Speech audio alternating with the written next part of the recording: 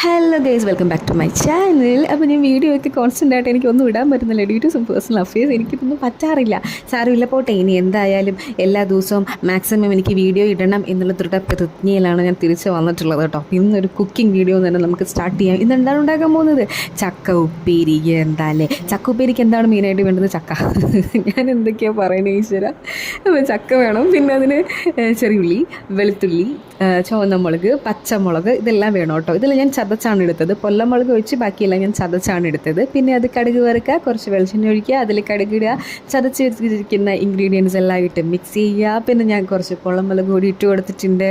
ഇതെല്ലാം ഒന്ന് മൂത്ത് വരുമ്പോൾ നല്ല ഒരു മണം ഉണ്ടാവുമല്ലോ. ആഹാ, എന്താ മണം! ആ മണം വരുമ്പോഴത്തേക്കും നമ്മൾ ഈ ചക്ക എടുത്തിടണം കേട്ടോ. ഈ ചക്ക എന്ന് പറയുന്നത് നമ്മൾ ആദ്യമേ തന്നെ മഞ്ഞൾപ്പൊടി ഉപ്പൊക്കെ ഇട്ട് പുഴുങ്ങി വെക്കണം, എന്നാലാണ് സെറ്റ് ആവത്തുള്ളൂ.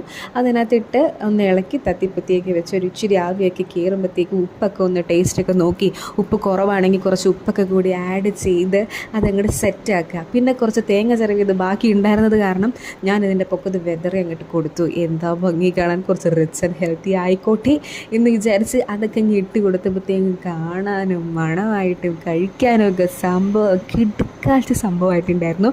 നമുക്കിത് കഞ്ഞിക്കോ ചോറിനോ എന്തിനു വേണമെങ്കിലും കഴിക്കാം. എൻ്റെ കെട്ടിയത് ചുമ്മാ വാരി തിന്നുന്നുണ്ടായിരുന്നു. പുള്ളിക്ക് ഓട്സ് ഉണ്ടാക്കി കൊടുത്തപ്പോൾ പിന്നെ ഓട്സിൽ മുക്കി കഴിക്കുന്നുണ്ടായിരുന്നു. അതെന്തൊരു കോമ്പിനേഷനാണെന്ന് എനിക്കറിയാൻ പാടില്ല. എന്തായാലും സംഭവം സെറ്റ്, എനിക്കിഷ്ടപ്പെട്ടു. അപ്പോൾ എല്ലാവരും ട്രൈ ചെയ്ത് നോക്കണം കേട്ടോ. Bye bye.